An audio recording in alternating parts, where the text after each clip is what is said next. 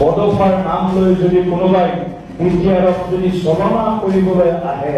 खुलुमनायजों लोगोसे गासैबो मानगोनां मेलेमजिबि रायजो राजा नोंथांमोनखौ आंनि बे भिडिअ बरायना लाग्रोनाय जाबाय। बड़फार नाम লৈ কেৱল হাহমৰ কাৰণে যদি কোনোবাই আগবাঢ়ি আহে তেতিয়াহ'লে সেই মানুহক কিন্তু নস্বাত কৰিব বিটিআৰ পাৰ্টিয়ে। কেৱল বড়োসকলে ভাৰতীয় জনতা পাৰ্টিয়ে বিটিআৰক আহিছোঁ বড়োফাৰ উপেন্দ্ৰনাথ ব্লকৰ আমাৰ সময় হয়তো আমি বিটিআৰক ৰাইজক সেৱা কৰাৰ কাৰণে আহিছোঁ। जाबाय बर' हारिनि बिफा सिबिनां बड'फा उपेन्द्रनाथ ब्रह्मनि मुं लानानै दिलीप सयकिया बिथाङा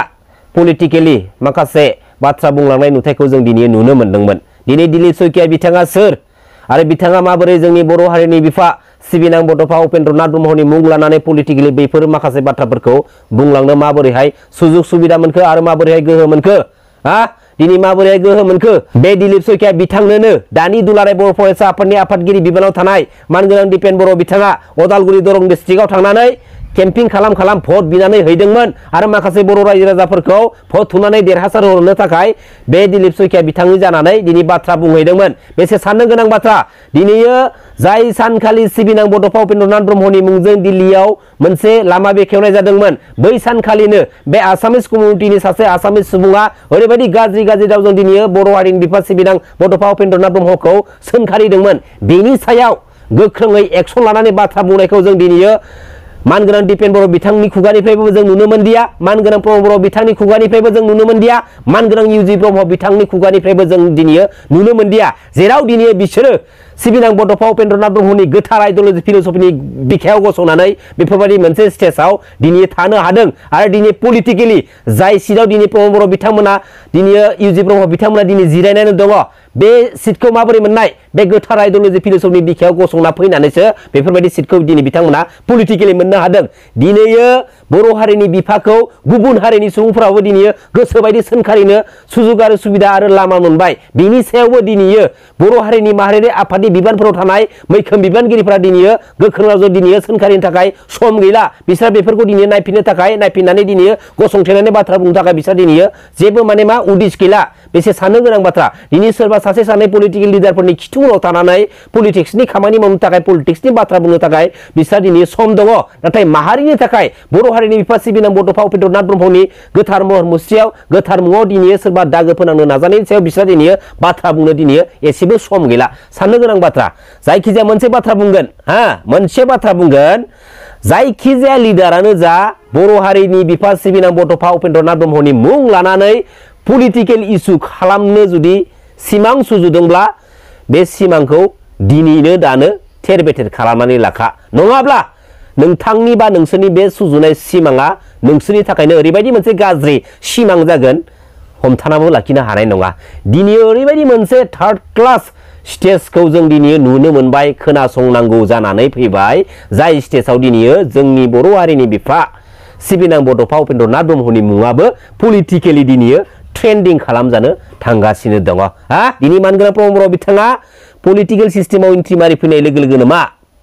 मा जादों दिनै आलाय सिलाय गुलाय गुजाय ना दिनै मा खालामदों गावनि सिट पावारखौ मोननो थाखायनो दिनै मोनफ्रोमबो जोंनि बर' हारिनि बाउन्डारिखौ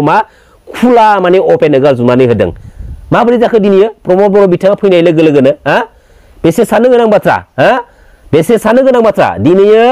आदानि कम्पानिनो हा होनायखौ लानानै प्रमद बर' बिथांमोना जोबोद सिरियास नांथाब नाजागासिनो दङ। जायनि थाखाय दिनै बिसोरो गोबां रोखोमनि गेदेर गेदेर डायलग मारिगासिनो दं जे बे आदानि कम्पानिनो पावार प्रजेक्ट प्लेनखौ जुदि गायसननो होयोब्लाथाय दिनै जोंनि बर' हारिनि बर' फिसाफोरानो माने 9,000निफ्राय लानानै 10,000 माने सुबुंफोरा दिनै बेवहाय जब मावनानै खामानि मावनानै एंगेज खालामनानै गावबा गावनि जिउखौ दैदेनलांनो हागोन। दिनै मानगोनां प्रमद बर' बिथाङा जोंनि माहारिखौ लानानै एसेबां सेन्टिमेन्टेल गोनां लिडार मोनबा बै बिटिआर एग्रिमेन्टनि गेजेरजों एसेबां माखासे गुलाय गुजाय खालामनानै लाना फैनाय जायामोन। दिनै पलिटिकेलि जोंनि इयुन जेनेरेसनखौ लानानै एसेबां जुदि सेन्टिमेन्टेल गोनां लिडार मोनब्ला प्रमद बर' बिथाङा दिनै गावनि 5 इयार्स बिटिसि गभर्नमेन्ट दैदेननायनि समाव 1,000निफ्राय लानानै 2,000 बड' इयुथ्सफोरखौ दिनै साख्रियाव थिसनगौमोन। दिनै बे आदानि कम्पानिनि बे पावार प्रजेक्टखौ लानानै गायसनखांनायनि उनावहायसो माखासे 9,000 10,000फोरा माने खामानि मावनानै जानो हागोन। बै माने फिउचारनि बाथ्राखौ दिनै बुंनानै पलिटिकेल इस्यु खालामनो नाजागासिनो दङ। प्रमद बर' बिथाङा जाबाय सासे जोबोद थगायसुला लिडार। दिनै बेखौ बुहुमनि साफ्रोमबो बर' फिसाफोरा दिनै फोरमान मोनबाय दिनै प्रमद बर' बिथाङा गावनि पलिटिकल केरियाराव जाय बीजेपी बायदि पलिटिकल पार्टीजों एलायन्सआव थानानै दिनै बीटीसी गभर्नमेन्टखौ सालायनो सुबिदा मोनदोंमोन बै बीजेपी पलिटिकल पार्टीजों दिनै प्रमद बर' बिथाङा जोगारजानो दिनै थांगासिनो दङ दिनै जेबो इम्पर्टेन्ट होजाला दिनै गावनि पलिटिकल केरियाराव बे बीजेपी पलिटिकल पार्टीजों दिनै जेबो इम्पर्टेन्ट होजायै माखासे नुथायफोरखौ जों दिनै नुनो मोनगासिनो दङ मोनसे बयनिख्रुइबो लासिंसिं बाथ्राया जाहैबाय मा जेब्ला 56थि ना 57थि दुलाराय बर' फरायसा आफादनि बोसोरसालिया जथुमाखौ बै दतमायाव खुंनाय जादोंमोन ना बेवहाय अरुणाचल प्रदेशनि अल अरुणाचल प्रदेश स्टुडेन्ट्स इउनियननि बारग' आफादगिरिखौ बेवहाय आलासि महरै लिंहरनानै लाना फैनाय जादोंमोन बिथांनि मुङानो जाहैबाय नीना कादु बिथां मानगोनां नीना कादुआ मा बुंलांदों मिथिगौ ना जे दुलाराय बर' फरायसा आफादा पलिटिक्सआव थानानै सोरबा लिडारनि बा पलिटिक्सनि खामानि मावबाय थायोब्ला बे बर' हारिया डिस्ट्रय जालांगोन आरो बे बर' हारिनि सिमां आरो थांखिया मालाबाबो जाफुंनाय नङा आरो बे मानगोनां नीना कादु बिथाङा मा बुंबावदों मिथिगौ ना जे दुलाराय बर' फरायसा आफादा पलिटिक्सजों इनभल्भ थानानै पलिटिकल इस्युखौ लानानै बर' फिसाफोरनि बिखायाव divide and rule game play गेलेलांबाय थायोब्ला मोनसे समाव बे बर' हारिया जोबस्रांलांगोन बिनिखायनो हायोब्ला बे बर' हारिनि माहारियारि आफाद दुलाराय बर' फरायसा आफादा पलिटिक्सनिफ्राय गोजानाव थानानै माहारिनि बर' हारिनि खामानि मावबाथाय मोजां जागोनखौ दिनै मोजाङै बुजायलांदों बेसे लासिंसिंनि बाथ्रा आरो बे 56थि ना 57थि दुलाराय बर' फरायसा आफादनि बोसोरसालिया जथुमायाव जों मा खोनानो मोन्दों मिथिबाय 3 लाख सुबुं गेदारिं खालामनांगौनि मोनसे टारगेट होनायखौ जों दिनै नुनो मोन्दोंमोन दिनै दुलाराय बर' फरायसा आफादनि बोसोरसालिया जथुमायाव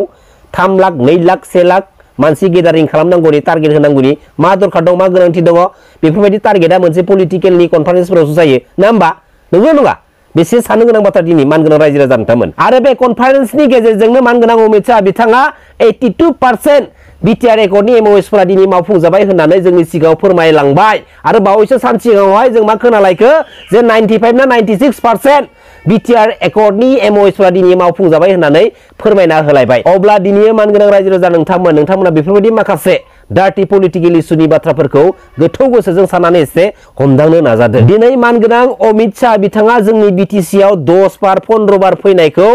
प्रमद बर' बिथाङा दिनै पलिटिकल क्रेडिट लानानै डायलग मारिबाय थायो बेसे लासिंसिंनि बाथ्रा बेवहाय मोनसे सोंथि बेरखाङो जे मानगोनां अमित शाह बिथाङा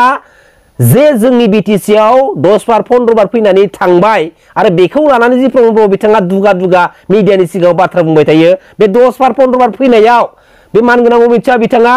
जोंनि बिटिसिआव मा होलांखो बेखौ फोरमान हो प्रमद बर' बिथाङा बेखौ फोरमान हो बे फैनायखौ लानानै पलिटिकली इस्यु खालामनानै दुगा डायलग मारिनानै जेबो मुलाम्फा मोननाय नङाथ' मिथिबाय दिनै प्रमद बर' बिथाङा बे थांनाय 17 इयार्सनि गेजेराव जोंनि बर' हारिनि बिखायाव जालांनाय दुखुनि जारिमिननि बाथ्राफोरखौ दिनै पलिटिकली इस्यु खालामनानै बाथ्रा बुंबाय थानायखौ जों दिनै नुनो मोनगासिनो दङ दिनै प्रमद बर' बिथाङा गावनि बे 5 इयार्स बिटिसि गभर्नमेन्ट सालायनायाव दिनै सिम्पल बाथ्राफोरखौ लानानै सिम्पल अन्थाइ खाम्फा गायसननायफोरखौ लानानै दिनै पलिटिकल क्रेडिट लानानै डायलग मारिनानै बुहुमनि साफ्रोमबो आइ आफा बिदा फंबाय रायजो राजाफोरखौ थगायनो नाजानाय माखासे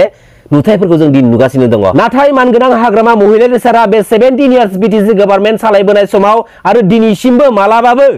आंनि दिनाव बड'लेण्ड इउनिभारसिटिया बानाय जादों सिआइटिआ बानाय जादों मेडिकेला बानाय जादों गेस्ट हाउसफोरा बानाय जादों दिनै गेदेर माने दालांफोरा बानाय जादों दिनै बड'लेण्ड ट्रान्सपर्टखौ बानाय जादों बेफोरबायदि बाथ्राफोरखौ लानानै गोग्गानानै पलिटिकली इस्यु खालामनानै रायजो राजानि सिगाङाव मालाबाबो बुंफेराखै मिथिबाय मालाबाबो बुंफेराखै दिनै मानगोनां हाग्रामा महिलारि सारा जा मावदों गावनो प्रेक्टिकली मावनानै दिनै देखायजोबदों बे थांनाय 17 इयार्सआव मानगोनां हाग्रामा महिलारि सारनि दैदेननायाव जोंनि बिटिसि ओनसोलजों लोगोसे आउट अफ बिटिसि एरियायाव जाखिनि एसे डेभेलपमेन्टनि खामानिया जाबोनो हमदोंमोन बा जालांदोंमोन ना बेखौ नायनानै आसाम स्टेटनि एन्टि बड' एन्टि ट्राइबेल कमिउनिटिनि मास्टार माइन्डेड पलिटिकल लिडारफ्रा दिनै गोसोआ हजम जायाखैमोन बिसा गोजोननाय मोनाखैमोन बेनिखायनो मानगोनां हाग्रामा महिलारि सारनि आखाइनि पलिटिकल पावारखौ माने डिस्ट्रय खालामनो थाखाय जोंनि बर' हारिनि बिखानिफ्रायनो लांसुनिया लुबैसुला लालस गोसोनि मानसिफोरखौ दिनै केपचार खालामनानै जोंनि बिटिसि पलिटिकल सिस्टेमाव दिनै बिसोरो इउजलेस खालामगासिनो दङ हा बेसे लासिंसिंनि बाथ्रा जेराव दिनै बिटिसि एकर्डनि गेजेरजों जोंनि बिटिसिनि चिफआ केबिनेट मिनिस्टार रेंकमोन सासे डिपुटि चिफआ स्टेट मिनिस्टार रेंकमोन सासे इएमआ आसाम स्टेट मिनिस्टार रेंकमोन दिनै प्रमद बर'नि रेंकआ मा दिनै प्रमद बर'नि दैदेननाय बै एमसिएलए बिथांमोननि रेंगा मा दिनै प्रमद बर'नि दैदेननाय बे इएमफोरनि रेंगा मा रेंक दिनै मानगोनां प्रमद बर' बिथांमोनखौ सासे सीईओ आसो दिनै नायगासिनो दङ दिनै मानगोनां प्रमद बर' बिथांमोना जोंनि बिटिसि ओनसोलाव माबा मोनसे डेभेलपनि खामानिखौ मावनायनि सिगां सासे डिसिनाव सावरायग्रोनो गोनां जानानै फैयो पारमिसन लाग्रोनो गोनां जानानै फैयो बेनिफ्राय आरो दुखु गोनांसिन मा दंबावो मानगोनां रायजो राजा नोंथांमोन अब्ला जों दिनै डाइरेक्टलि बुंनो हायो जे दिनै जोंनि बिटिसि पलिटिकल सिस्टेमा थोंजोङै आसाम स्टेटनि आन्दाराव लाजानानै दिनै सालाय होजागासिनो दङ आरो मानगोनां प्रमद बर' बिथाङा जोंनि बिटिसि पलिटिकल सिस्टेमाव एन्ट्रि मारि फैनाय लोगो लोगोनो दिनै एन्टि बड' एन्टि ट्राइबेल हारिनि मास्टार माइन्डेड पलिटिकल लिडारफोरा जोंनि बिटिसि पलिटिकल सिस्टेमाव गावसोरनि पलिटिक्सखौ दिनै कल'नि खालामफैनो सुजुग आरो सुबिदा मोनदों बेनि गुबै दायनिगिरिया सोर मानगोनां रायजो राजा नोंथांमोन जाय लिडारा बुहुमनि साफ्रोमबो बर' फिसाफोरखौ सिबिनां बड'फा उपेन्द्रनाथ ब्रह्मनि गोथार आइडिय'लजि फिलसफिनि बिखायाव गसंनानै बे गोथार गणतान्त्रिक मुभमेन्टनि समाव थगायबोदों बै लिडारा मालाबाबो जोंनि बर' हारिनि थाखाय बर' फिसाफोरनि थाखाय बर' इयुन जेनेरेशननि थाखाय खुगायाव जेसेबांखिनि गोदै बाथ्रा बुङाथों मानो बे गावनि बेनिफिट्सनि थाखायल' बुंनाय राव गोजा मानगोनां रायजो राजा नोंथांमोन बेखिनि बाथ्राखौ अरायसम गोसोआव लाखि लोगोसे आंनि बुंलांनाय बाथ्राफोरा माबाफोर जुदि गोरोन्थि जादोंब्ला आंखौ निमाहा होबानो जाबाय गोजोन्थों खुलुमबाय जय बर' हारिनि जय बर' बिमानि